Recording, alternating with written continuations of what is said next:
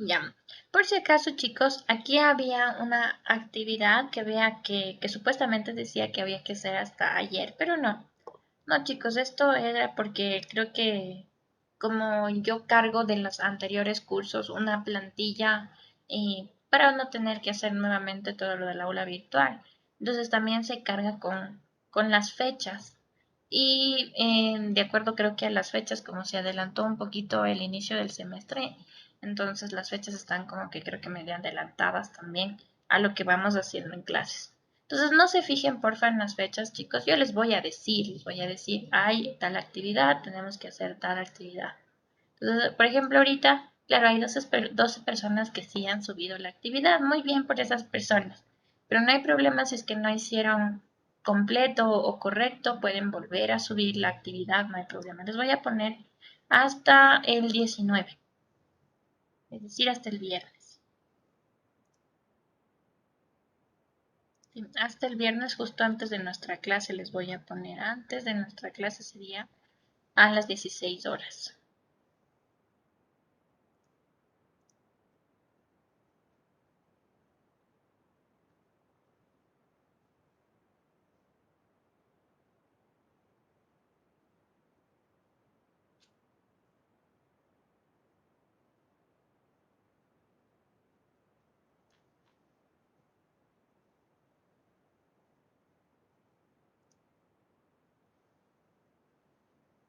Las personas que no pudieron subir o que no subieron, está bien, suban hasta el viernes, ¿sí? Antes de la siguiente clase.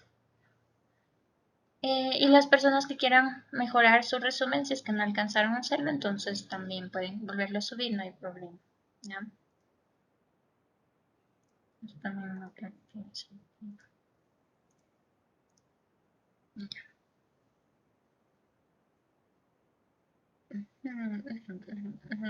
Ya, ya. Entonces, comencemos con el siguiente tema, chicos, ¿sí? El siguiente tema es las leyes de los gases ideales. Está en la segunda viñeta, en la segunda pestaña del capítulo número 1. Entonces, en recursos, en el primer documento está el documento en PowerPoint que vamos nosotros a ver el día de hoy, ¿sí? Veamos.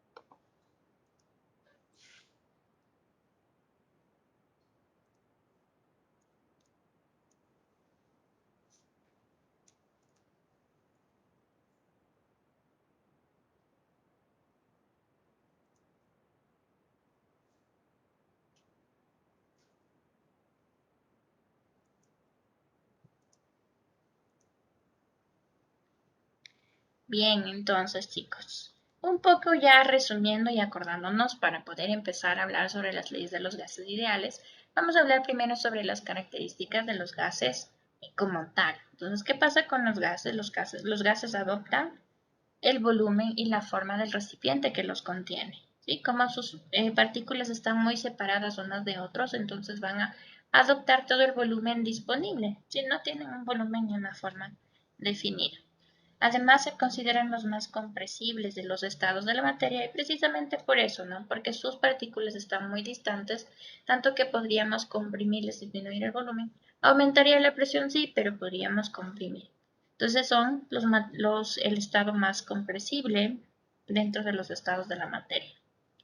Además, cuando están confinados varios gases en un mismo recipiente, estos tienden a mezclarse uniformemente y completamente, formando mezclas completamente homogéneas.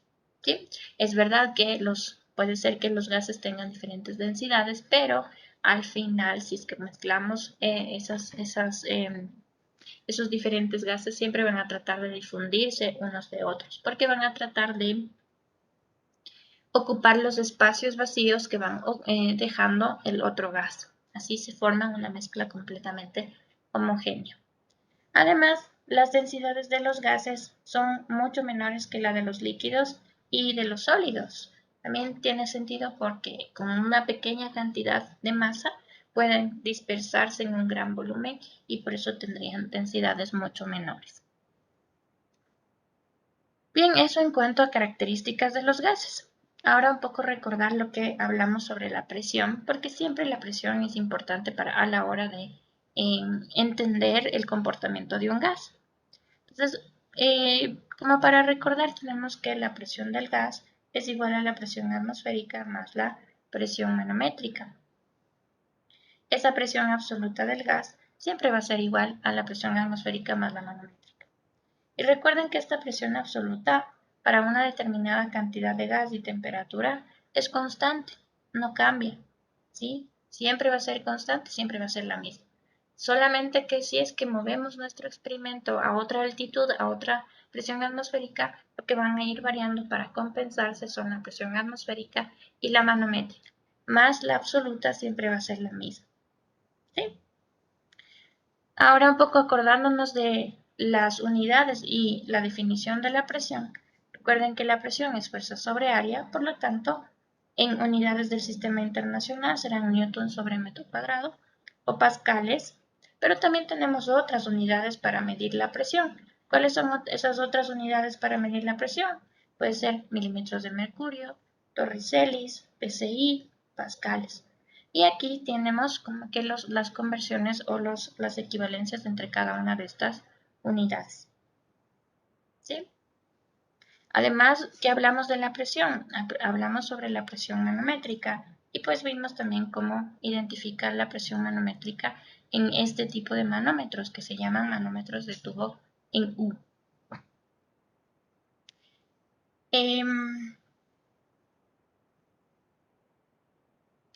Y teníamos dos tipos de manómetros, el manómetro de tubo cerrado, que es el que está primerito en la gráfica, ¿sí? Este sería el primerito. ¿Y qué pasa? Pues se genera un vacío, no está interactuando con la atmósfera, mientras que los otros de los manómetros de tubo abierto, en cambio, sí tienen interacción con la atmósfera. ¿Sí? Entonces, bueno, habíamos dicho que podríamos nosotros analizar estos manómetros si es que ponemos una misma línea horizontal a un mismo nivel del líquido del fluido manométrico y pondríamos dos puntos al mismo nivel. Ahí sabíamos que la presión en el punto A es igual a la presión en el punto B. ¿Y qué está ejerciendo la presión en el punto A?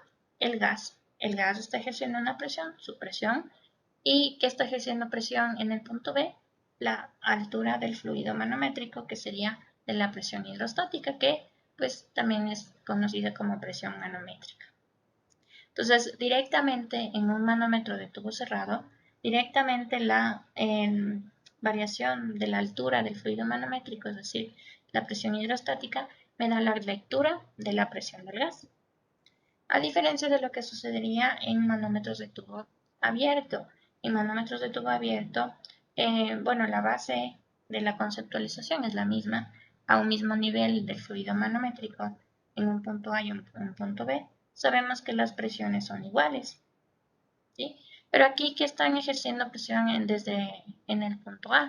En el punto A está ejerciendo presión, la presión del gas, y en el punto B está ejerciendo la presión atmosférica, pues aquí ya entra la presión atmosférica, y la presión hidrostática de la columna del mercurio o del fluido manométrico. El mismo análisis podemos hacer en el otro, en el segundo manómetro de tubo abierto y también plantear un punto A y un punto B. Y sabemos que la presión en el punto A y en el punto B son iguales, pero que está ejerciendo presión sobre el punto A. Está ejerciendo presión tanto la presión del gas como la presión de la columna hidrostática, la presión hidrostática. ¿Sí? Y desde el punto B, en cambio, solo hay influencia de la presión atmosférica. ¿Sí? Entonces aquí podríamos despejar dejando solamente la presión del gas como presión atmosférica menos presión hidrostática. Entonces, ¿cuándo se daban estos casos para mis manómetros de tubo en U abierto? Dábamos estos casos cuando, entonces el primero se ve o se observa que el gas ejerce tal presión y esa presión es tan grande como para hacer que el fluido manométrico se corra y vaya hacia, a tener una altura hacia la parte de la atmósfera. Entonces aquí se observa que la presión del gas es mayor que la presión atmosférica. Entonces, tendríamos el primer caso. Y el segundo caso, el del siguiente manómetro, en cambio, miren, se observa que en cambio la presión atmosférica ejerce tal presión que hace que el fluido manométrico recorra y haga una diferencia de alturas, pero del lado del gas. Entonces, en el segundo caso, en cambio, la presión atmosférica es mayor que la presión del gas. ¿Ya? Pero, chicos, igual, en cualquier situación, siempre vamos a tener eh, la definición para presión de gas. La presión de gas siempre va a ser igual a la presión atmosférica más la presión manométrica. En el un caso, la presión manométrica tiene más la presión hidrostática y en el otro caso, la presión manométrica será menos la presión hidrostática. Pero siempre acordándonos que la presión absoluta del gas sería la suma de la presión atmosférica más la presión manométrica. ¿Sí? Eso en cuanto entonces a un poquito el resumen de lo que vimos sobre gases, más bien de la presión, la clase anterior. Entonces con este preámbulo podríamos iniciar con lo que son las leyes de los gases ideales. Entonces, ¿cómo nacen las leyes de los gases ideales? Entonces, son resultado de observaciones experimentales, es decir, que los científicos organizaron una serie de experimentos para ver cuál era la influencia de las variables que definen un gas. ¿Cuáles son las variables que definen un gas? Las variables son presión, volumen, temperatura y número de moles. Si conocemos estas cuatro variables, conocemos qué es lo que está pasando con el gas.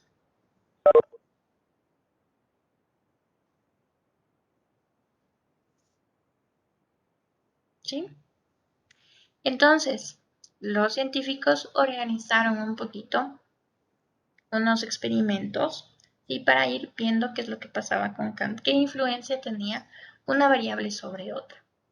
Entonces, bueno, para hacer estudios experimentales, para hacer cualquier tipo de investigación, siempre van a tener, por ejemplo, un número de variables, como aquí, 4 variables. Pero ustedes no pueden ir variando todas las variables así, porque sí, porque ¿qué es lo que va a pasar? Si usted varía todas las variables, no va a saber la influencia de una en otra. Si no va a saber si es que aumento la temperatura y disminuye el volumen, la presión aumenta o disminuye, o por qué es que aumenta y disminuye, no sabemos. Si es que empezamos a variar todo. Pero entonces, ¿qué hicieron las primeras observaciones o los primeros resultados experimentales? Lo que hicieron es, de estas 4 variables, mantener constante 2 de ellas y ver qué es lo que pasaba con las otras 2, qué influencia habría entre las otras 2. Y a partir de los datos experimentales que se obtuvieron, si por cada cambio de variable, digamos que aumentaron la temperatura, fueron viendo qué es lo que pasaba con las otras variables. Eso tenían en tablas que luego hicieron en unas gráficas y pues las gráficas arrojaron una ecuación, una ley. ¿Sí? Pero claro, todo esto fue de observaciones experimentales, es decir, de observar macroscópicamente desde afuera, ¿sí? Desde afuera, macroscópicamente, es decir, desde el todo, el comportamiento de los gases. Más no todavía no se podía observar cuál era el por qué microscópicamente o desde el punto de vista atómico los gases se comportaban de cual o tal manera. Solo más bien de manera macroscópica. Entonces así hicieron la primera ley. La primera ley es la ley de Boyle y Marriott. Y quiero que observen lo que tenemos en la pantalla y me digan ustedes, de acuerdo a la información que tenemos en la pantalla, qué variables están constantes ¿Y qué variables están variando y en qué relación? ¿Cuál sería la relación de esas variables?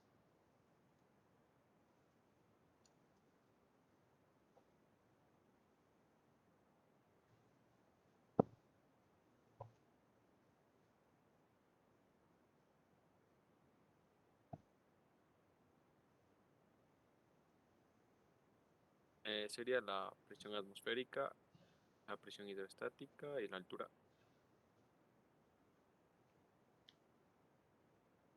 Las que varían. No, la presión atmosférica estamos en un mismo recinto, digamos. Entonces la presión atmosférica va a ser la misma.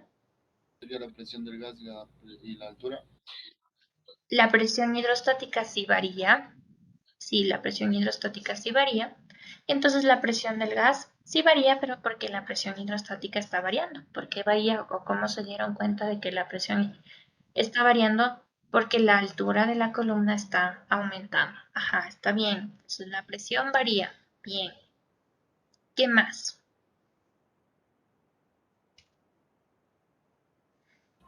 El volumen del líquido está constante. Del líquido no, estamos hablando de leyes de los gases, el volumen de...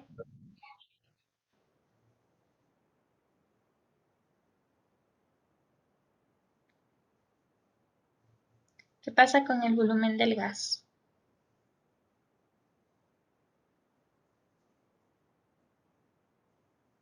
Disminuye. Disminuye también. Entonces la presión y el volumen están variando. Muy bien. Ahora, cuénteme, ¿cuáles estarían constantes y cómo me doy cuenta que están constantes?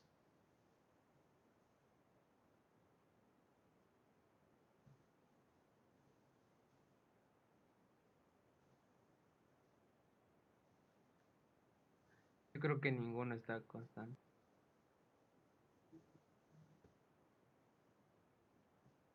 Ninguna.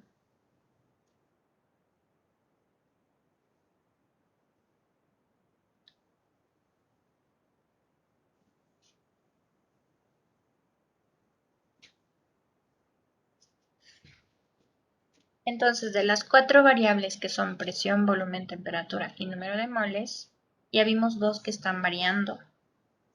Y las otras dos deben estar constantes. ¿Cuáles otras dos? El número de moles y la temperatura están constantes. ¿Cómo me doy cuenta de que el número de moles permanece constante? Porque al principio tengo una cantidad de gas encerrada, confinada dentro de este tubo en U y está cerrado y no deja pasar el fluido manométrico, no le va a dejar pasar, ni tampoco se está inyectando gas, ni se está fugando gas. Por eso tengo una misma cantidad de gas siempre. Y la temperatura está constante porque no nos dicen en la tabla que varía y tampoco nos dice que nos movemos de recinto ni nada por el estilo. Es como estar haciendo en un laboratorio a una temperatura del laboratorio. La temperatura permanece constante.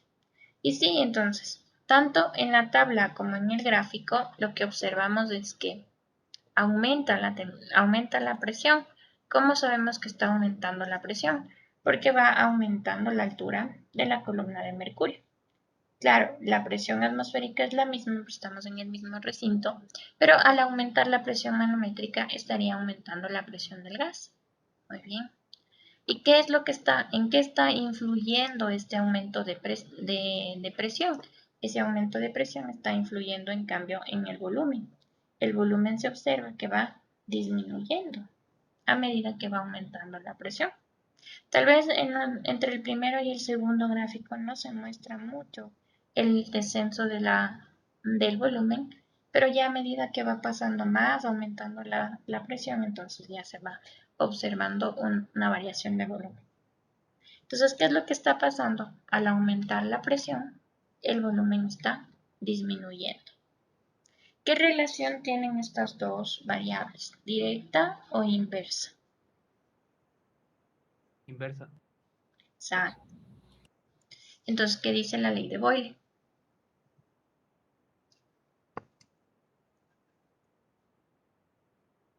Dice, para determinada cantidad de gas a temperatura constante, el volumen que ocupa es inversamente proporcional a la presión. Entonces, para una determinada cantidad de gas a una temperatura constante, la relación entre la presión y el volumen es inversa. ¿Sí? Así se representa la relación inversamente proporcional entre presión y volumen. Entonces, la tabla que ustedes tenían en la diapositiva anterior me va a reflejar una curva como la que tenemos en la mitad. Entonces, con una presión 1 tenemos un volumen 1. Seguimos variando la presión, disminuyéndola, y lo que vamos a hacer es aumentar el volumen. Aumentamos la presión, aumentamos el volumen. Perdón, disminuimos la presión, aumentamos el volumen. Ahí se ve la relación inversa. ¿Ah?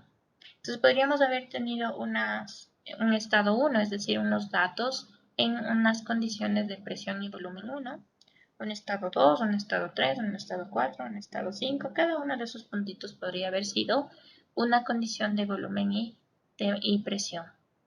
¿Sí? Muy bien. Entonces, ¿cómo cambiamos de una relación de proporcionalidad a una relación de igualdad? Entonces, ese simbolito de proporcionalidad lo cambiamos poniendo un igual y una constante K. Esta constante es una constante de proporcionalidad y 1 sobre B. Entonces, si pasamos a multiplicar el volumen por la presión, entonces tenemos una relación de presión por volumen es igual a una constante.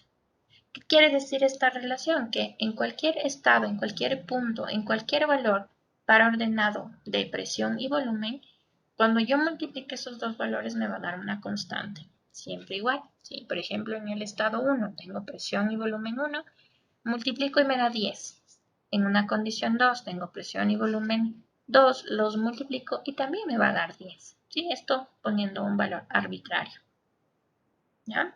Entonces, ¿qué quiere decir? Que ese producto es una constante. Entonces, puedo generar una ecuación como esta de aquí, en donde digo, para un estado 1, la presión 1 por el volumen 1 va a ser igual a un estado 2, es decir, a una presión 2 por un volumen 2.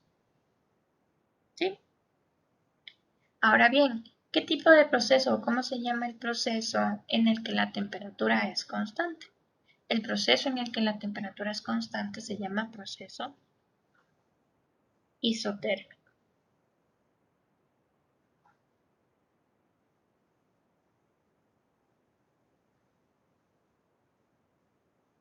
¿Sí?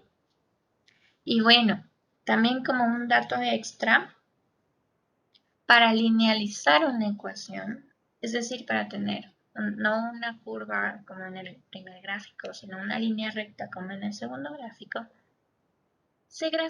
ahora ya no se grafica presión versus volumen, sino se grafica presión versus 1 sobre volumen. Al graficar presión versus 1 sobre volumen, esos datos se linealizan y forman esta gráfica que tenemos aquí de una línea recta. Eso es una forma de linealizar ecuaciones. La forma de linealizar ecuaciones es graficar en relación de 1 sobre volumen, en este caso para una relación inversa. ¿Sí? Entonces, en resumen, esta es la primera ley, la ley de Boyle y Mariotte, en donde para un número de moles constante y una temperatura constante, la relación entre la presión y el volumen es inversa. A mayor presión, menor volumen, o a menor presión, mayor volumen. Relación inversa. Bien, continuamos. Vamos entonces a la primera ley de Charles. Entonces, otra vez tenemos ahí un gráfico, una tabla, y quiero que me digan también 4 variables de estado y cuáles estarían constantes y cuáles están variando y cuál es su relación.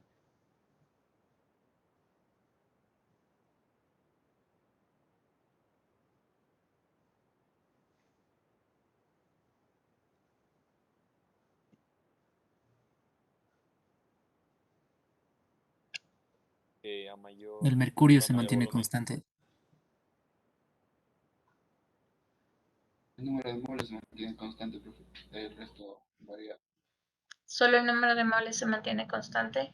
¿Qué significa que el mercurio se mantenga constante?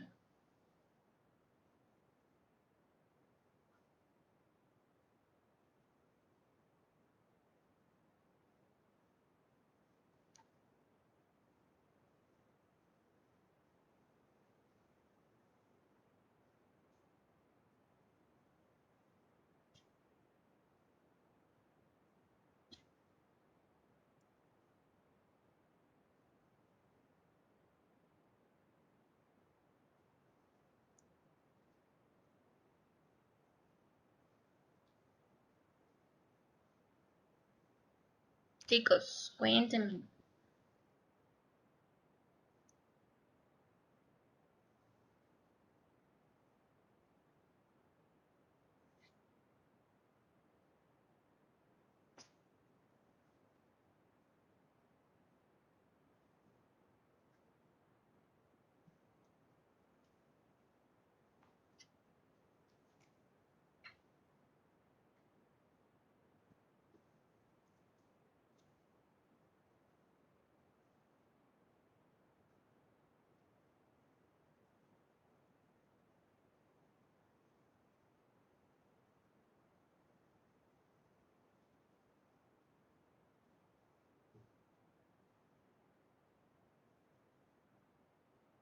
Chicos, ayúdenme.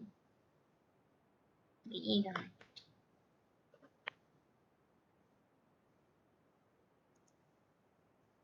Voy a repetir la pregunta, por favor. ¿Qué permanece constante y qué varía? Ya vimos que el gas, su compañero dice sí, el número de moles permanece constante, sí. Ya, una variable está constante. ¿Qué pasa con las otras tres? La La presión es constante. y la Por- temperatura y el presión varían. Sería como que a mayor temperatura también aumenta el volumen. Ya. Entonces, sí, la otra variable que está constante es la presión. ¿Cómo sabemos que la presión está constante? Porque el nivel de mercurio o la altura de mercurio sigue siendo la misma. Entonces, hay la misma presión hidrostática, la misma presión de la columna de mercurio. Y claro, como esto sí está abierto a la atmósfera, tienen la misma presión atmosférica, entonces la presión en general, la presión absoluta es la misma, no ha variado. Entonces tendríamos aquí dos variables, número de moles y presión constantes. Sí, muy bien, número de moles y presión constantes. Ajá. Y luego pues la tabla dice cuando aumenta la temperatura, al aumentar la temperatura, aumenta los valores del volumen. ¿Ya? También en la tabla, también en el gráfico. Dice aquí low temperature, que sería bajas temperaturas, y high temperature, que sería altas temperaturas. Entonces, al tener altas temperaturas, se observa que el gas que está confinado, que no puede escapar y no puede tampoco salir, solamente por acción de la temperatura aumenta su volumen. ¿Sí? Entonces, la relación entre la temperatura y el volumen, ¿de qué tipo será? Una relación directa. Directamente proporcional. Muy bien. Una relación directamente proporcional. Entonces, ¿qué dice la primera ley de Charles y Gay-Lussac? Dice, para una determinada cantidad de gas a presión constante, el volumen que ocupa es directamente proporcional a la temperatura absoluta. Y ojo con la palabra absoluta. Siempre una temperatura absoluta está expresada en Kelvin. Entonces, cualquier temperatura que usted tenga en grados centígrados o en grados Fahrenheit, tiene que cambiarla a grados Kelvin. Solo con temperaturas en grado Kelvin sí se puede simplificar los grados Kelvin con los grados Kelvin. Las otras temperaturas, los grados centígrados o grados Fahrenheit, no se pueden hacer porque no son temperaturas absolutas. No se pueden simplificar porque no son temperaturas absolutas. Entonces aquí en la primera ley de Charles y Gay-Lussac mantenemos constante el número de moles y la presión. Y dice la relación entre el volumen y la temperatura es directa. ¿Ya? Eso expresa la proporcionalidad directa de entre estas dos variables. Y ¿cómo reemplazamos la proporcionalidad? Pues ponemos el volumen es igual a una constante de proporcionalidad por la temperatura. Podemos pasar esta temperatura a dividir y tendríamos una relación de volumen sobre temperatura igual a una constante. Quiere decir que para una determinada cantidad de gas y presión constante, si relacionamos el volumen sobre la temperatura para cualquier estado, un estado 1 con volumen 1, temperatura 1, un estado 2 con volumen 2, temperatura 2, etcétera, etcétera, esa relación o esa división de volumen 2, de volumen sobre temperatura, siempre es una constante. Entonces, con eso podemos tener esta ecuación.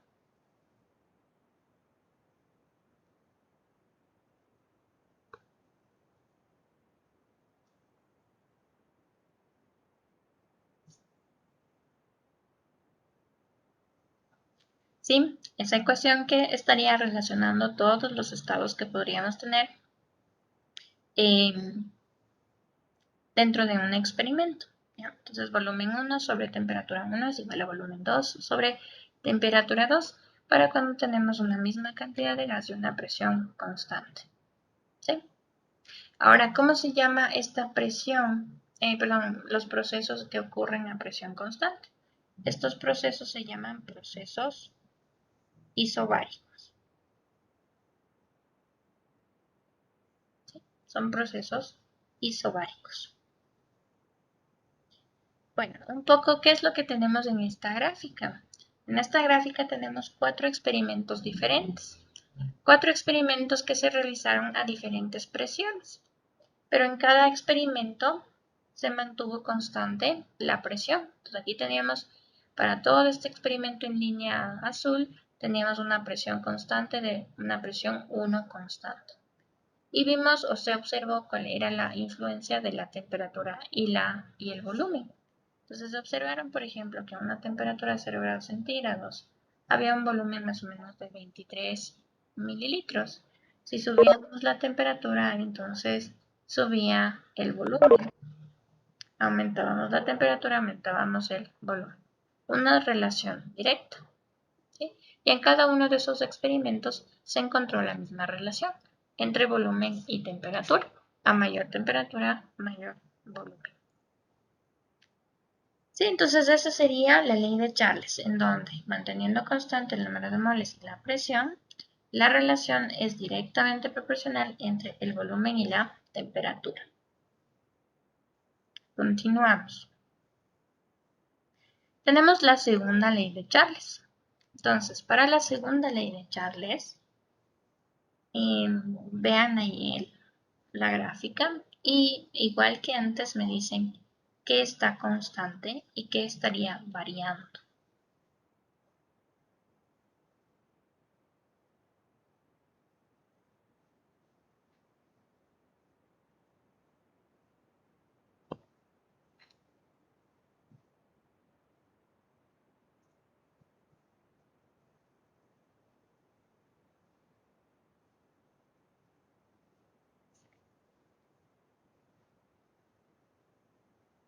Los moles y volumen. ¿Perdón? Los moles y el volumen sean constante. Son constantes, ajá. Las moles y el volumen son constantes. ¿Cómo me doy cuenta? Pues se ve que en los dos recipientes el volumen es el mismo. También no hay nada que esté conectado que permita escapar o que permita aumentar masa o número de moles a este volumen, a este recipiente. Entonces sí, el número de moles y el volumen permanecen constantes. ¿Ya? Muy bien. Ahora, ¿qué pasa con las otras dos variables?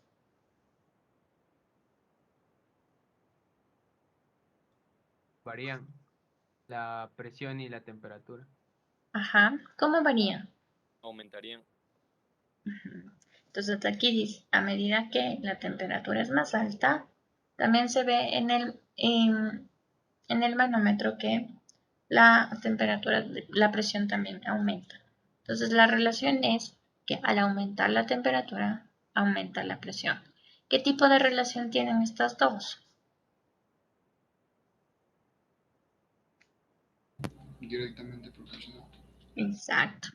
Entonces, ¿qué dice la segunda ley de Charles y Gay-Lussac? Dice, para una determinada cantidad de gas a un volumen constante, la relación entre la presión y la temperatura absoluta del gas es directamente proporcional. ¿Sí? Entonces, aquí tenemos constante el número de moles y el volumen del gas. Y hay una relación directamente proporcional entre la presión y la temperatura. Para cambiar el símbolo de proporcionalidad ponemos un igual y una constante de proporcionalidad y por T. Despejamos la constante y tendríamos una relación en donde la presión dividido por el volumen me va a dar una constante. ¿Sí? Y para cualquier punto en el experimento, ¿sí? Cuando tenemos un punto 1 en donde la presión es 1 y la temperatura 1, su división, su relación presión 1 sobre temperatura 1 va a ser igualito a lo que tengamos en el punto 2, presión 2 sobre temperatura 2.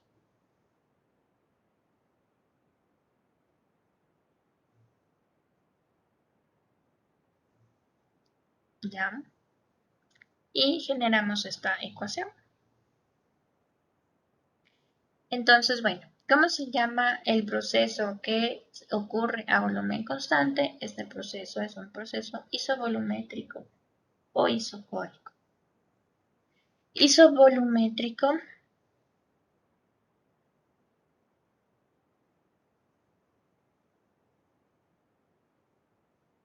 o isocórico. ¿Sí? Entonces, bueno, ¿qué observamos en la gráfica que tenemos aquí?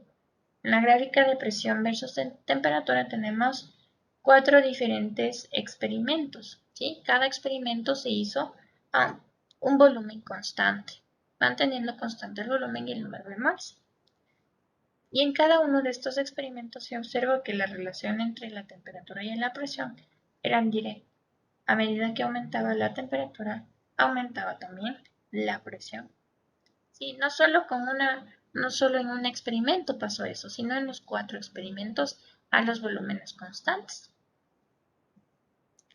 Entonces esa sería la segunda ley de Charles, que mantiene constante el número de moles y el volumen, y que expresa la proporcionalidad directa entre la presión y la temperatura. Muy bien. Entonces, bueno, a partir de esto podemos hacer lo que se conoce como la ley combinada de los gases ideales. ¿Y por qué es una ley combinada? Porque como ya tenemos la relación entre volumen y presión y volumen y temperatura, en realidad podríamos combinar lo que sería la ley de Boyle y la ley de Charles para formar una ley que se llama ley combinada. En este caso, lo único que se mantiene constante es el número de moles. ¿Sí? El número de moles es lo que permanece constante. Y sabemos que por la ley de Boyle la relación de volumen y presión es inversa, y por la ley de Charles que la relación de volumen y temperatura es directa. Pues puedo expresar esto en una sola relación de proporcionalidad, en donde el volumen es directamente proporcional a la temperatura e inversamente proporcional a la presión. Y recuerden que para cambiar el signo de proporcionalidad puedo poner una igualdad y una K que sería la constante de proporcionalidad por T y sobre P y tendríamos ya una igualdad. ¿Sí? Si queremos despejar K, la constante de proporcionalidad, pasamos a multiplicar la presión y a dividir la temperatura y tendríamos esta expresión. ¿Qué dice esta expresión? Dice que cuando tengamos la multiplicación, cuando tengamos una cantidad determinada de gas con unas condiciones de presión, volumen y temperatura, si multiplicamos presión por volumen y dividimos por la temperatura, eso siempre me tiene que dar una constante. Entonces, por ejemplo, si tenemos un estado 1, una presión 1, un volumen 1, una temperatura 1, entonces la relación presión 1 por volumen 1 para temperatura 1 tiene que ser igual a una constante y esto igual a un estado 2, presión 2, volumen 2, temperatura 2. Y con eso tendríamos una ecuación como la que tenemos aquí, que relaciona las variables en función de el estado en el que está, estado 1, 2, 3, etc.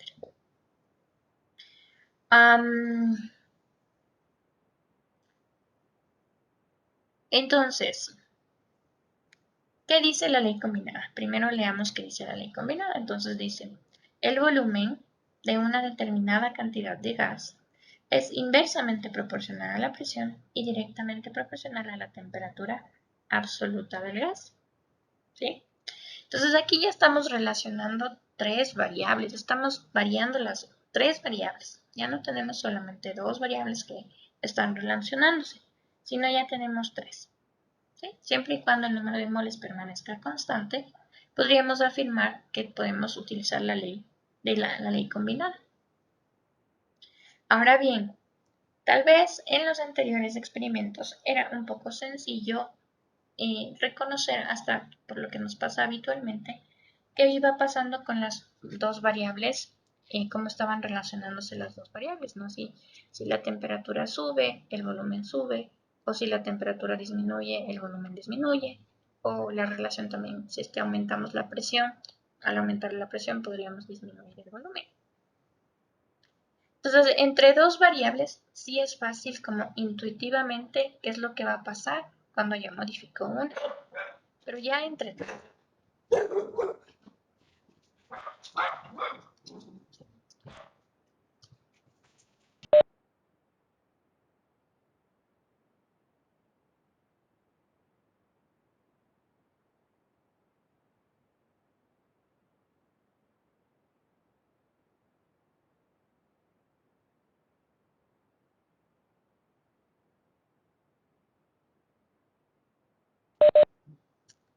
Bueno, entonces, pero cuando ya tenemos tres variables, ya es un poco más complicado como que predecir qué es lo que va a pasar con la tercera variable. Un segundito, por favor.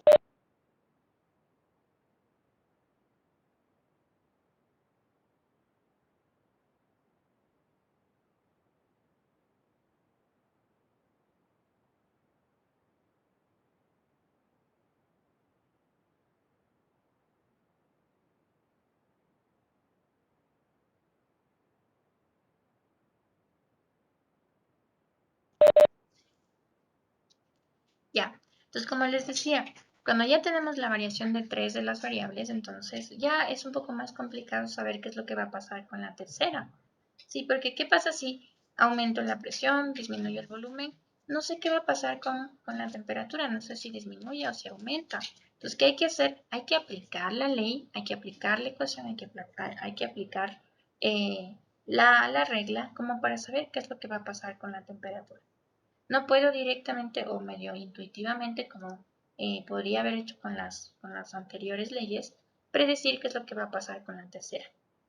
¿Sí? Entonces, cuando se enfrenten en esto, por favor, chicos, tienen que utilizar. No se lancen a lo loco a decir, ay, ay, ya, si subió la presión, si subió el volumen, ay, ay, entonces disminuye la temperatura. No, no sabemos qué es lo que pasó con la otra variable. ¿Sí? Muy bien, entonces hasta ahora hemos mantenido constante siempre el número de moles. Entonces ahora también queremos saber qué es lo que pasa si es que varía el número de moles. Entonces tenemos un siguiente experimento. En este experimento se mantiene constante ahora la presión y la temperatura. Entonces quiero ver cuál será la influencia entre el número de moles y el volumen. Entonces observen porfa el grafiquito y me van a decir una conclusión.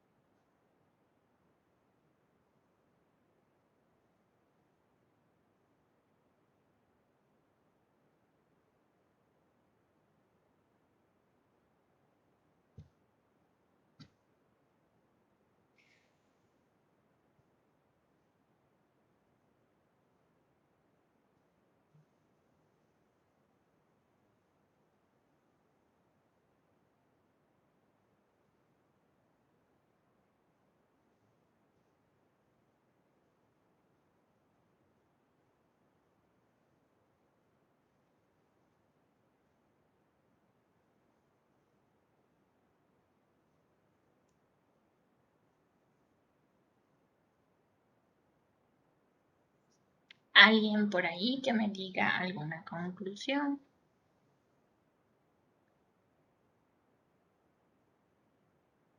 El número de moles y el volumen son directamente proporcionales. Exacto, muy bien, ¿no es cierto? Entonces, de acuerdo a lo que observamos en la pantalla, ¿no es cierto?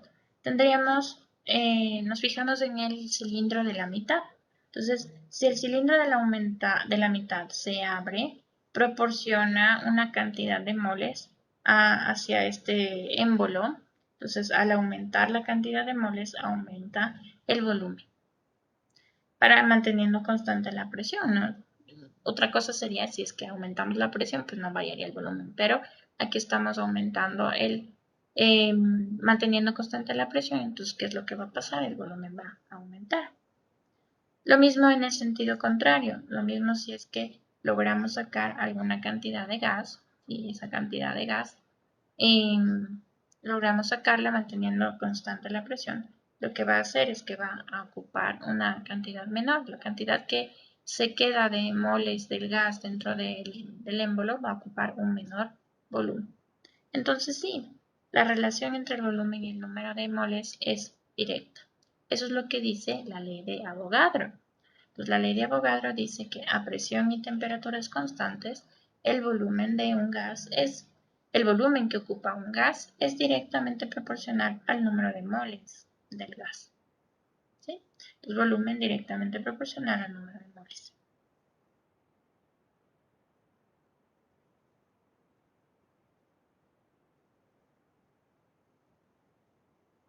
Si queremos cambiar el signo de proporcionalidad, cambiamos por el igual de una constante de proporcionalidad.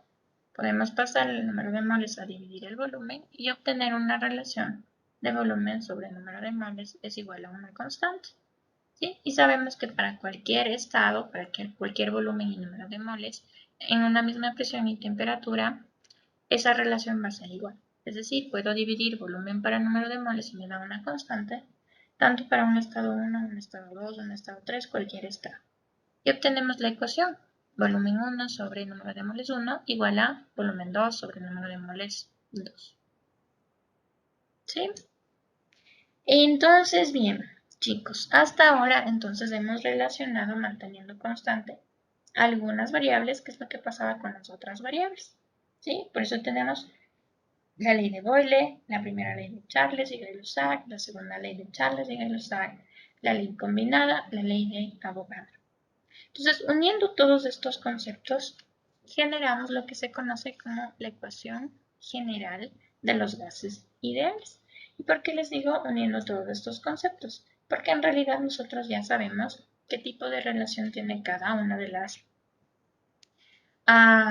variables de estado. Entonces, por ejemplo, sabemos por la ley de Boyle que el volumen y la presión son inversamente proporcional. Por la ley de Charles que el volumen y la temperatura son directamente proporcional. Y por la ley de Avogadro sabemos que el volumen y el número de moles es directamente proporcional. Entonces, sabemos que el volumen, cómo se relaciona el volumen con las otras tres variables de estado. Entonces, en realidad podríamos generar una sola proporcionalidad diciendo que el volumen es directamente proporcional al número de moles y a la temperatura e inversamente proporcional a la presión. Para cambiar de proporcionalidad a igualdad, cambiamos con un signo igual y una constante de proporcionalidad. Solo que, ojo chicos aquí, como la ecuación general de los gases ideales, entonces esa constante toma un nombre propio. Ese nombre propio es R y es la constante universal de los gases. R tiene un valor específico para algunas unidades correspondientes, es decir, para ciertas unidades de medida toma un valor específico. En este caso, cuando nosotros estemos trabajando con gases, vamos a estar hablando de litros, atmósferas, grado Kelvin, mol. Entonces, mi constante de los gases va a estar en esas unidades y su valor va a ser igual a 0,082 litros atmósferas, grado Kelvin, mol. ¿Sí? Entonces, podemos tener esta ecuación en una sola expresión, pasando la presión a multiplicar por el volumen y tendríamos que la ecuación general de los gases ideales es presión por volumen igual a número de moles por RI por T.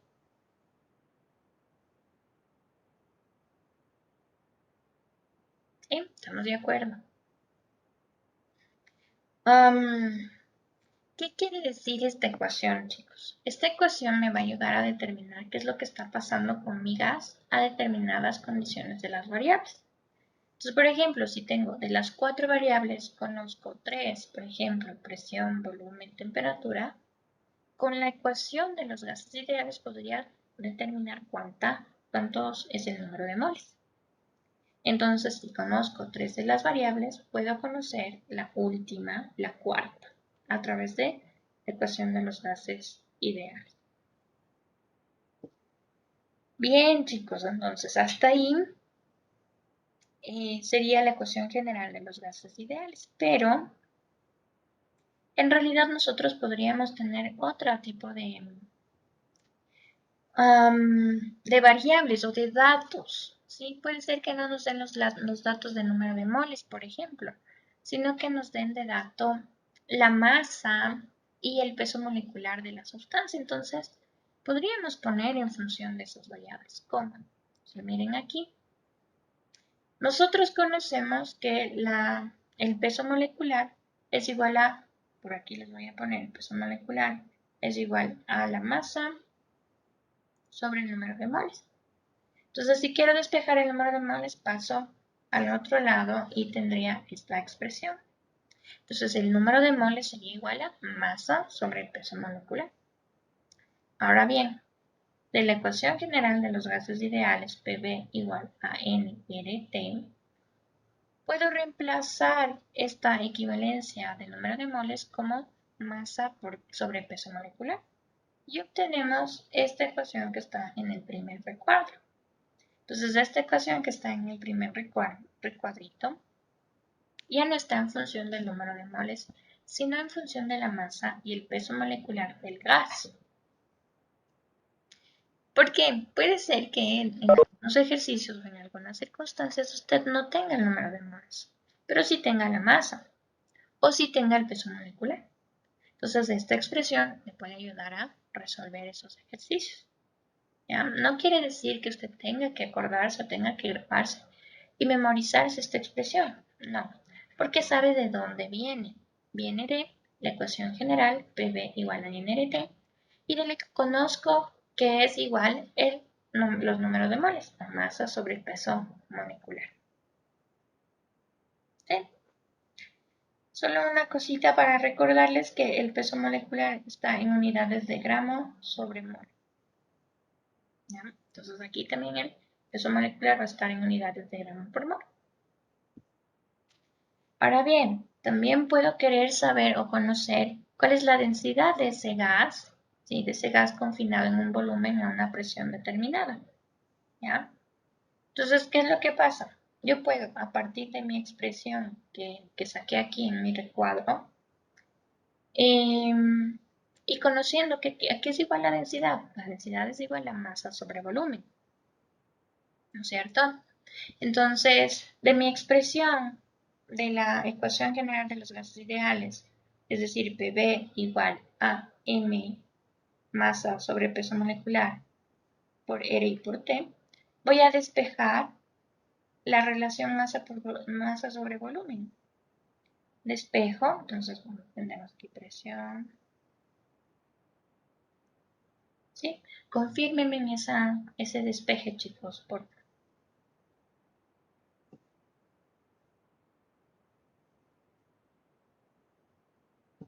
Sí, está bien, profe. ¿Sí? ¿Estamos bien? Ya, gracias, Emily. Exacto. Ajá. Entonces, yo puedo reemplazar esa relación con la densidad. Y lo que tendría es la ecuación que tengo ahora en el segundo recuadro.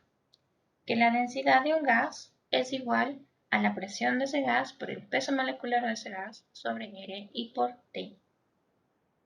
La densidad ahí del gas está en unidades de gramo sobre litro. Entonces, miren, a partir de la ecuación general de los gases ideales, yo podría, en función de qué valores tengo de datos, o qué valores o variables se me han proporcionado, yo podría tener estas otras expresiones. Y en realidad podría tener algunas otras más en función de cómo vaya despejando. Si puedo poner en función de otras variables, pues lo puedo poner, no hay ningún problema, ¿sí? Pero no es necesario que yo me aprenda, sino que yo sepa de dónde vienen y cómo utilizarlas, ¿ya?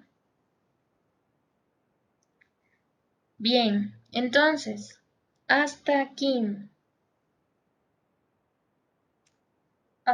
Váyase preparando los chicos que van a exponer, pero sin embargo quiero como que terminar la idea. Y tengo dos conceptos más sobre esta parte conceptual de leyes de los gases. Entonces, el primer concepto, casi el último concepto, digamos así, es lo que se conoce como densidad relativa de los gases. Entonces, expresa una relación que existe entre las densidades absolutas de dos gases, pero medidos a las mismas condiciones de presión y temperatura. Entonces, ¿cuándo voy a usar esto? ¿Cuándo se utiliza esto?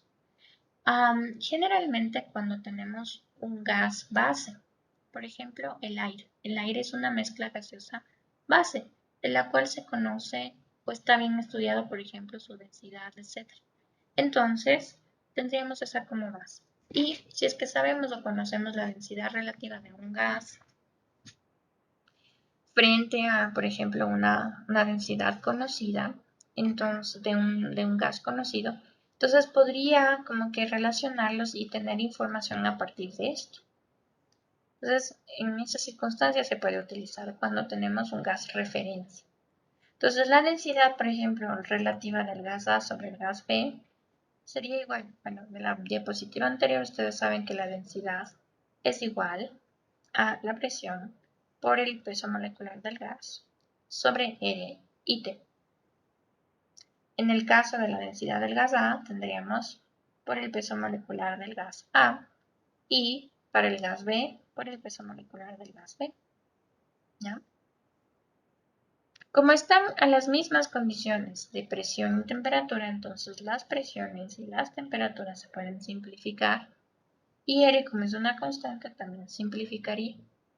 Y en realidad, mire, como es curioso que la relación de densidades, es decir, la densidad relativa de los gases, es igual a una relación entre sus pesos moleculares.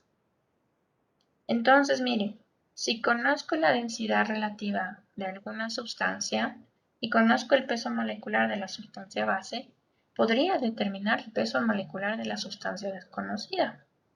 Y a partir de, por ejemplo, determinar el peso molecular, con algunos otros datos también, podría obtener la fórmula molecular del compuesto.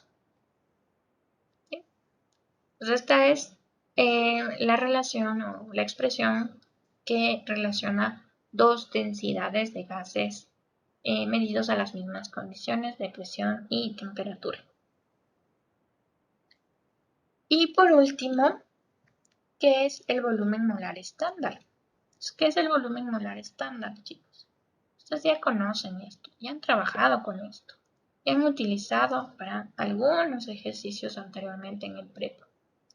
El volumen molar estándar es el volumen que ocupa una mol de sustancia gaseosa, cualquier sustancia gaseosa, medido a condiciones normales, 0 grados centígrados y una atmósfera de presión.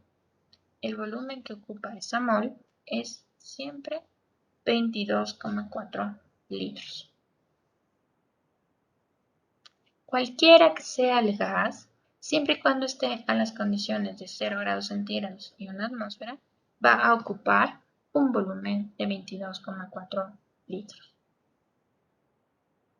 ¿Sí? Entonces ahora quiero que observen la figura que tienen del lado derecho de la pantalla y vean todo lo que tienen. Ahí hay dos cilindros, un cilindro tiene helio, el otro cilindro tiene nitrógeno y están descritas las características para cada uno de ellos. Quiero que vean, observen y me den unas conclusiones.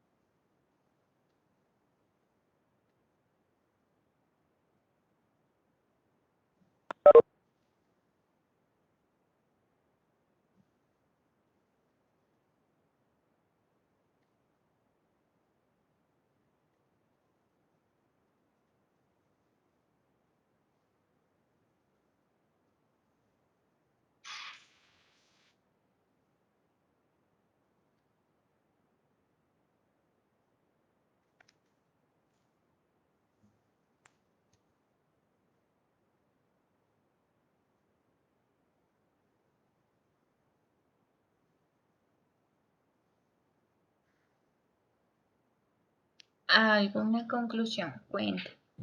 Sí, profe, que a temperatura de 0 grados centígrados y una atmósfera de presión, solo va a cambiar, cualquier elemento que tenga una mol solo va a cambiar su masa y su densidad, ¿Por qué? porque obviamente por el peso molecular que tiene cada uno y por el número por la masa que le dan. Por el peso molecular. Muy bien, Jordi. Exacto. Entonces, miren, claro, en estos globos de 22,4 litros, ustedes tienen la misma cantidad de sustancia, una mol en cada uno de ellos. Tienen la misma cantidad de partículas, 6,022 por 10 a la 23. En el un caso átomos de helio y en el otro caso moléculas de hidrógeno. Por estar a estas condiciones de presión y temperatura en una atmósfera de 0 grados centígrados, en ambos casos están ocupando un volumen de 22,4 litros. ¿Sí? Al tener un volumen de 22,4 litros, tienen igual, lo único que va a cambiar en cada uno de ellos es sus pesos atómicos y su peso molecular. Por ejemplo, el peso atómico del helio es 4 gramos por mol. Y el peso molecular del nitrógeno, en cambio, es 28 gramos por mol. Entonces, por cada mol, en cada mol de helio, va a haber 4 gramos de helio. Y en cada mol de nitrógeno, en cambio, va a haber 28 gramos de nitrógeno. Entonces, si yo tengo estos dos globitos de 22,4 litros y los peso, los pudiera pesar en una balanza, el de helio pesa 4 gramos y el de nitrógeno pesa 28 gramos. A pesar de tener la misma cantidad de sustancia en moles, una mol, el uno tiene más masa que el otro. ¿Sí? ¿Por qué? Por su peso molecular. Muy bien. Entonces, claro, por ende también la densidad va a ser diferente, porque tienen diferente masa en el mismo volumen. En el que tiene menos masa va a tener menos densidad, pero está menos masa en la misma cantidad de volumen. El que tiene mayor masa tiene mayor densidad, tiene más masa en la misma cantidad de volumen. ¿Sí? Entonces, chicos, eso sería la parte conceptual de las leyes de los gases ideales. Entonces, como les había dicho, ustedes tienen que hacer una tareita. Esta tareita consiste en hacer un resumen. Entonces, en el aula virtual tienen aquí la tarea. Dentro de la tarea hay un documento. Ese documento se lo pueden descargar y llenarlo, ¿sí? A manera como de una base, una guía de qué nomás hacer, ¿sí? De qué nomás podemos tener como resumen. Está un poco como a manera de ejercicio, digamos así, como para ir completando algunas de las informaciones que necesitan. Los pueden ir completando. Sin embargo, también tienen aquí dentro del aula virtual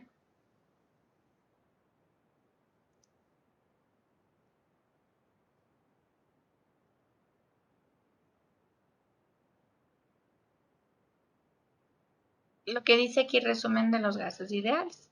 Entonces, en resumen de los gases ideales, ya tienen como el resumen completo, digamos así, de todos los gases ideales, ¿sí? De todos estos gases ideales. Tendrían el resumen completo. Como cuál es la ley, cómo se llama, qué tipo de proceso es, cuáles son las variables que están constantes, cuáles son las relaciones entre las otras variables y la ley. Y también algunas otras expresiones para la ecuación general de los gases ideales y la densidad relativa de ellos. ¿Sí? Sin embargo, usted tiene que hacer su propio resumen para poderlo subir a la aula virtual. Hasta ahí estamos de acuerdo, chicos. Sí, profe. ¿Ya? Entonces creo que podemos empezar con la pausa activa. ¿Sí? Voy a dejar de compartir y el primer compañero, ¿cuál era el primer compañero? Jacqueline. ¿Sí? Jacqueline, ¿no?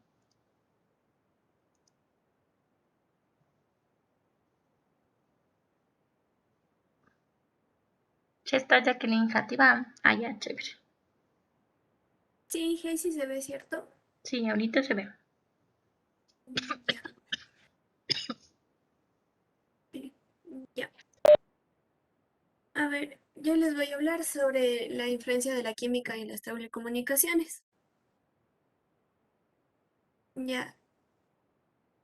La química hace posible que el mundo esté interconectado.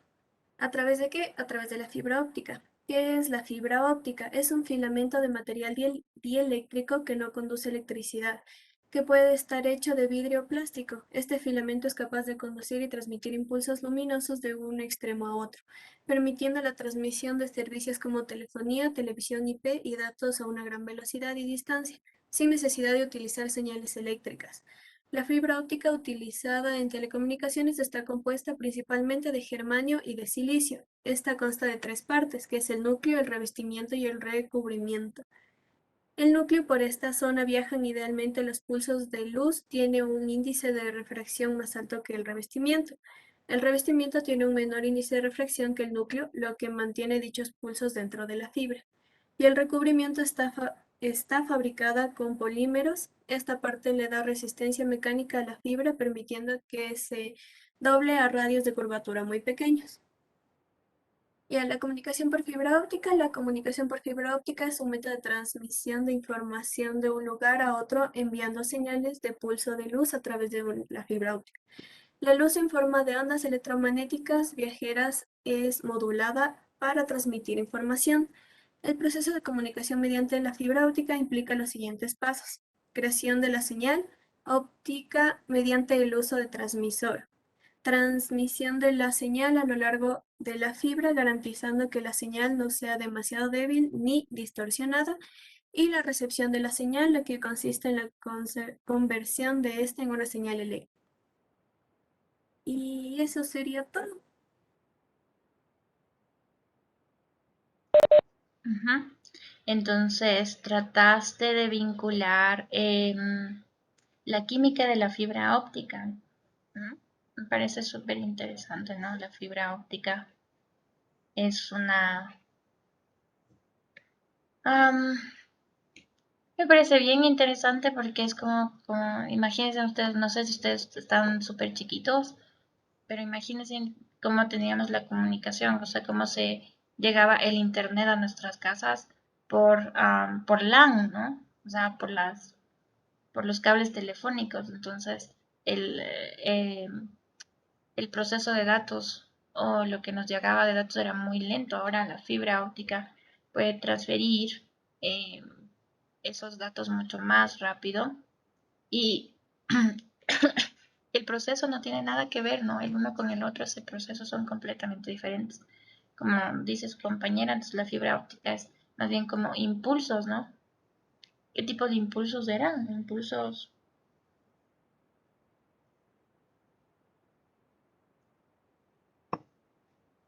no me acuerdo cómo dijo su compañera.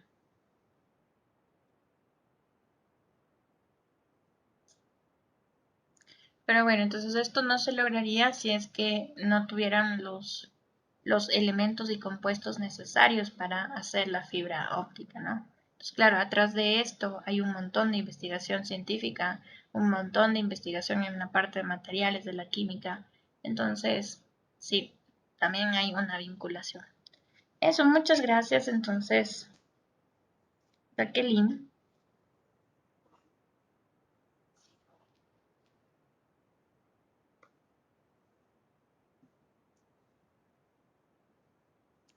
¿quién sería el siguiente?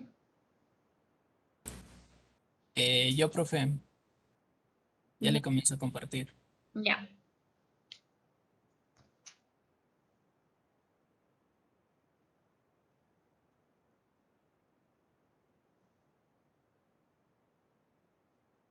Ahí sí se ve. Sí. Ya. Yo les voy a exponer sobre la pasta térmica. La pasta térmica es súper elemental para los procesos de lo que es la electrónica en sí. ¿Por qué? Porque al estar compuesto por metales la hace conductor. Lo que al momento de colocarlo en este aparatito que se llama cooler, ayuda a la refrigeración, lo que hace que no se caliente y sus procesos sean más rápidos. Ya, este proceso sirve como intermediario entre el procesador y el disipador.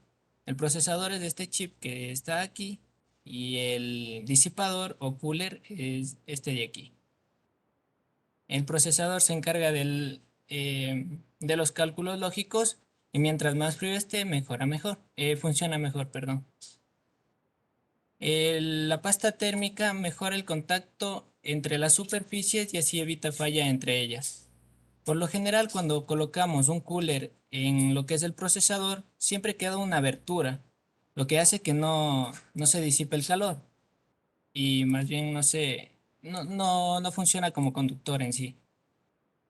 Es importante aclarar que la pasta térmica no es el hardware encargado de enfriar el chip.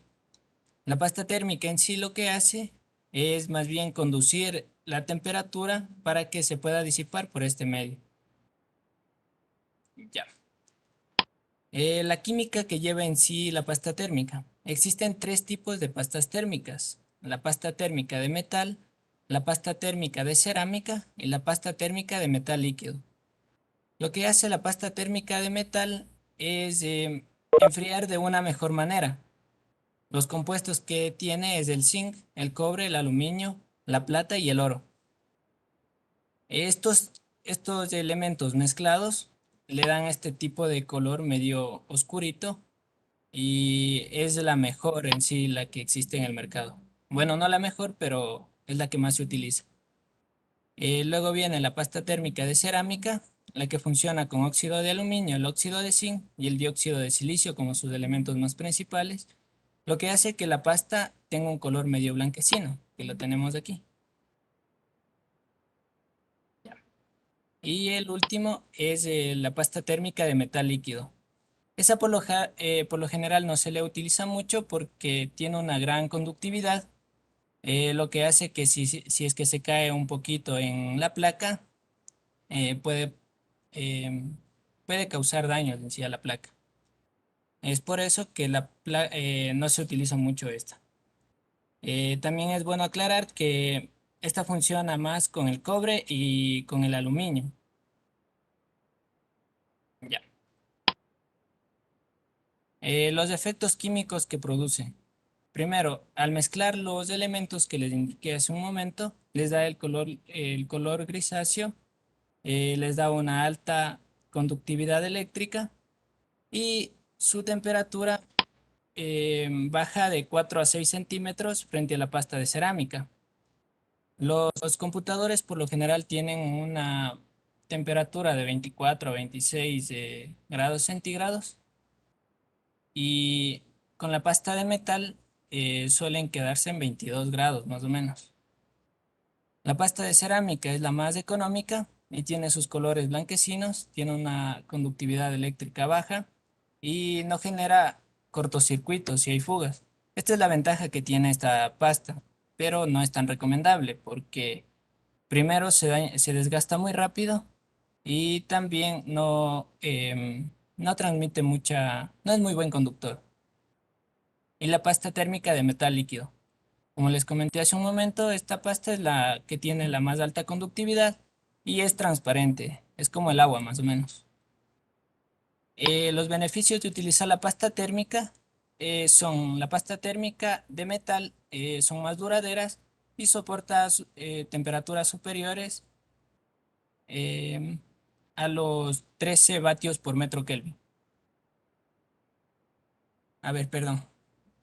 Supera temperaturas superiores y la conductividad que tiene es de 13 vatios por metro Kelvin. En la pasta térmica de cerámica, su conductividad es de 11 vatios por metro Kelvin y la ventaja es que es más barata, lo que les comentaba. No tiene mucha calidad, pero en calidad-precio es súper conveniente. Y la pasta térmica de metal líquido. Esta hace que los procesadores se enfríen hasta los 20 grados centígrados, que es una temperatura súper baja.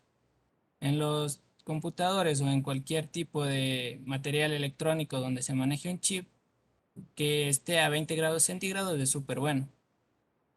Y también abre las puertas al overclock. ¿Qué es el overclock?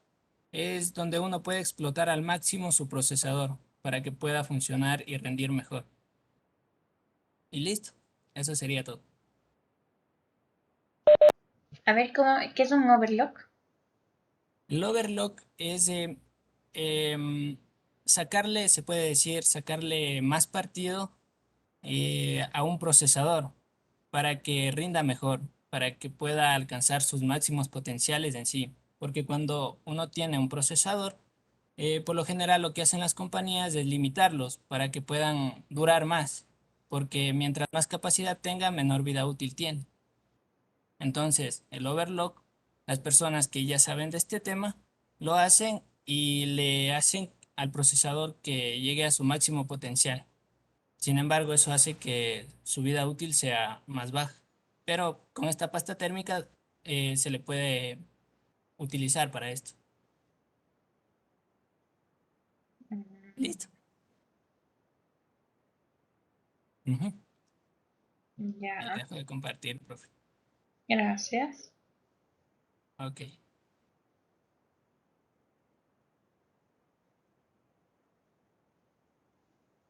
Ya, muy bien, muy interesante también. La química de la pasta térmica. No sabía que había varias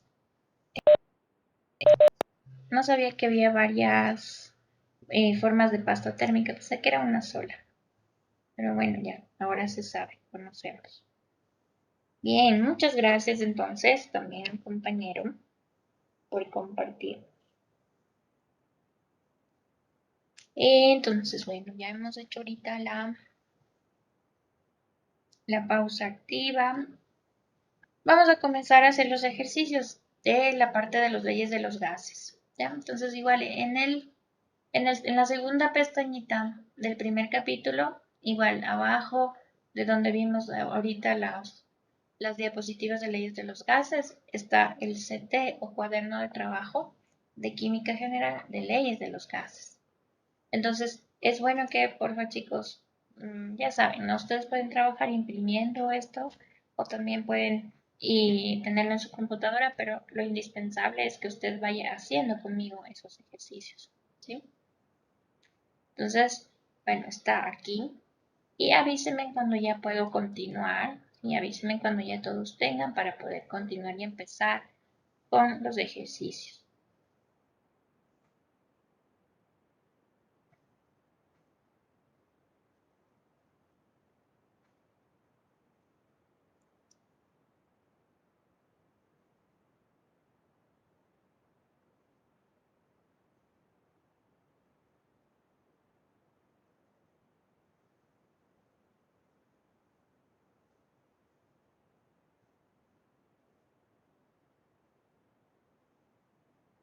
Entonces, Gabriela dice que ya podríamos empezar. Pues creo que ya podemos empezar. Vamos a hacer primero el ejercicio 12 y luego el ejercicio 11. Lo vamos a hacer en el cuaderno de OneNote.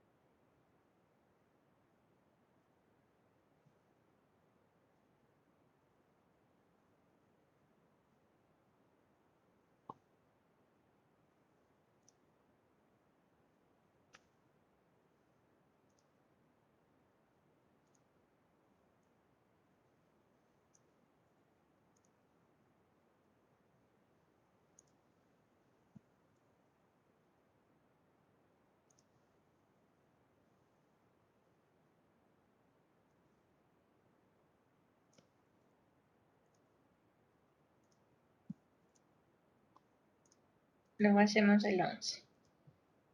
Entonces vamos, chicos, vamos a hacer el 12. El aire de un neumático de un automóvil se halla a una presión de 30 psi siendo la temperatura 20 grados centígrados. Suponiendo que no existe variación en el volumen del neumático y que la temperatura aumenta a 104 Fahrenheit, calcular la presión en atmósferas.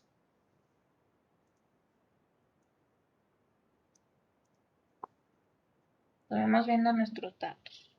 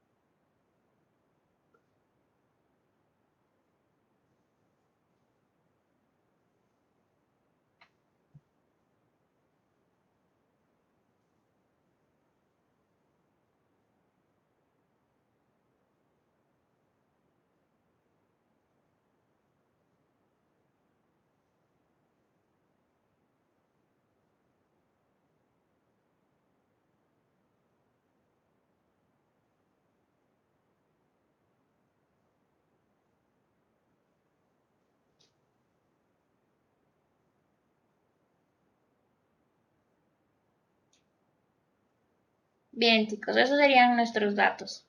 ¿Qué además del volumen permanece constante?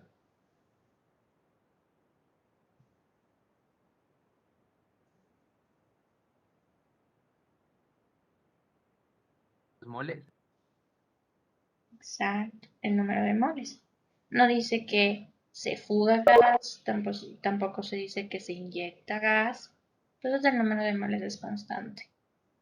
Si permanece constante el número de moles y el volumen, ¿qué ley podría utilizar? La segunda ley de Charles. Segunda ley de Charles. Exacto, muy bien. ¿Qué dice la segunda ley? Dice que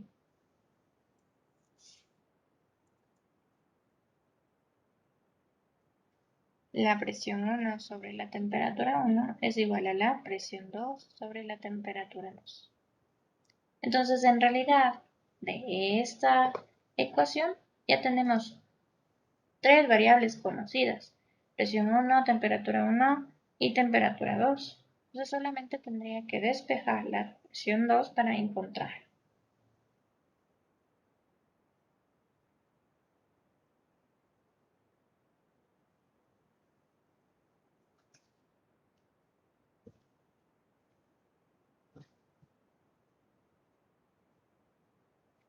Claro que como nos piden en atmósferas, solo porque nos piden en atmósferas podríamos transformar la primera presión de 30 psi a atmósferas. O calcularíamos en psi y luego transformamos a atmósferas, como usted quiera. Yo voy a empezar transformando estos psi a atmósferas. La equivalencia entre psi y atmósferas es 14.7 psi una atmósfera. ¿Cuánto sería esta presión en atmósferas, chicos?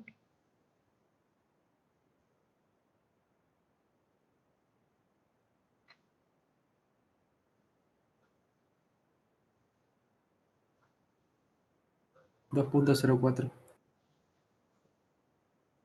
Confirmen. Sí, Inge. Sí.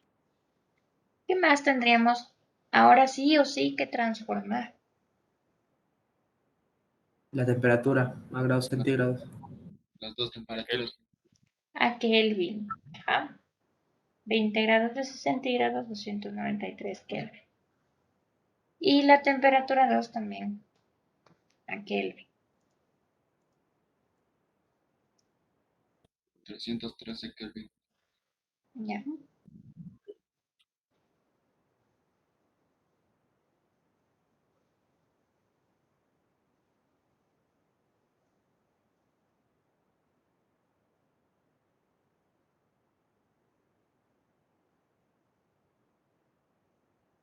Bien, entonces ahí sí voy a reemplazar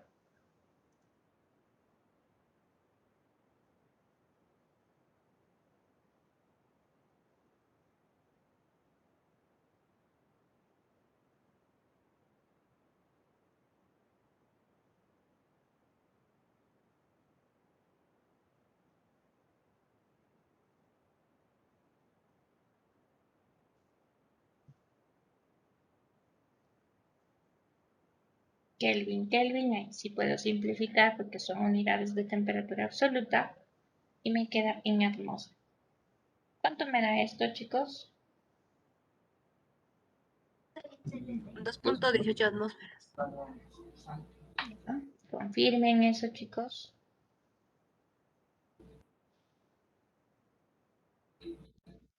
Sí, profe. Bien. Gracias, Emily. Emily siempre está ahí súper atenta, ¿no?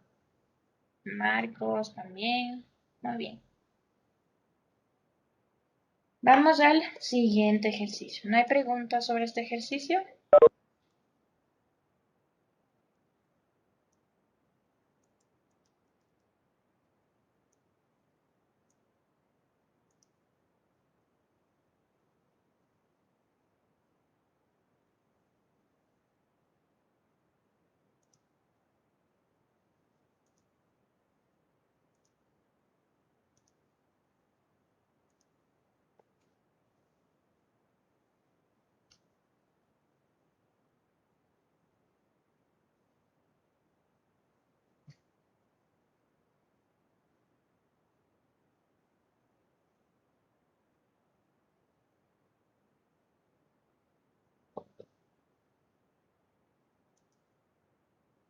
Bien. Dice el siguiente ejercicio. El volumen de cierta cantidad de gas a 10 grados centígrados, 750 milímetros de mercurio y 240 litros, dice hallar el volumen que ocuparía si la temperatura aumenta a 30 grados centígrados y la presión disminuye a 650 milímetros de mercurio.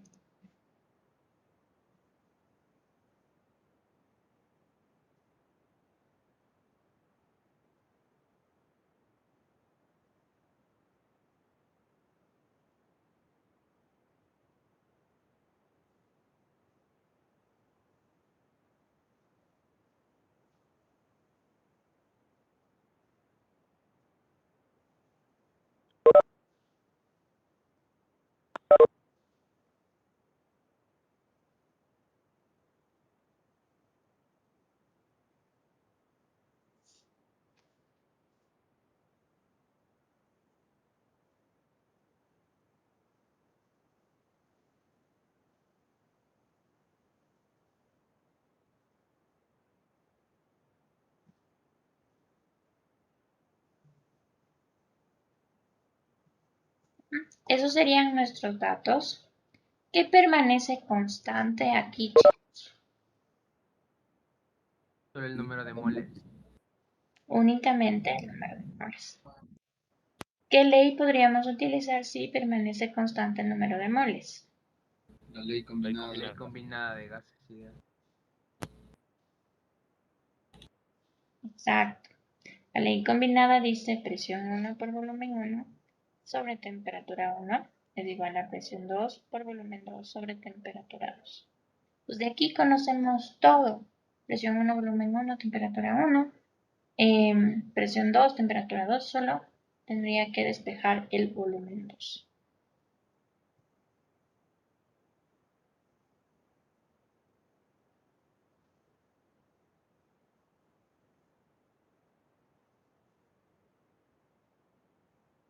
¿Sí? Entonces, bueno, reemplacen y me cuentan.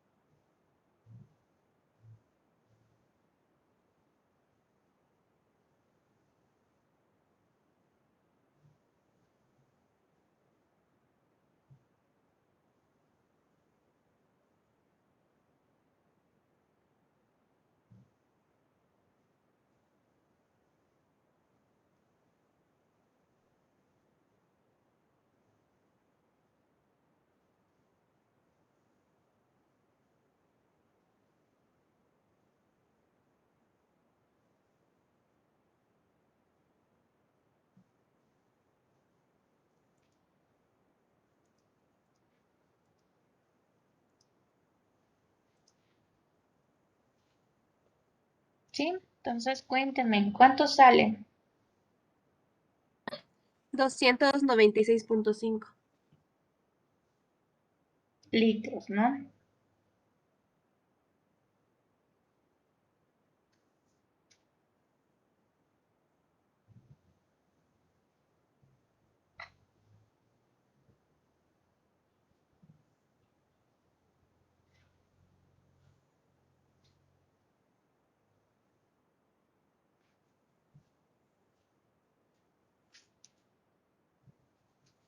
¿Estamos de acuerdo?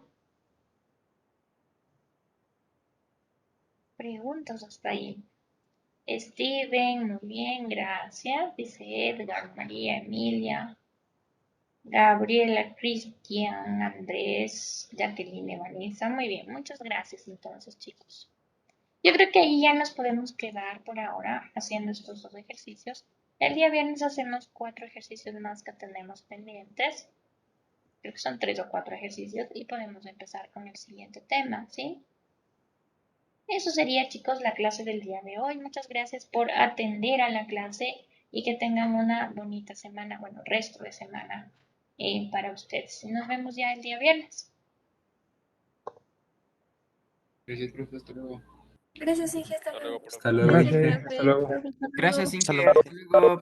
Chao, chicos. Gracias, Inge. Hasta luego, Inge.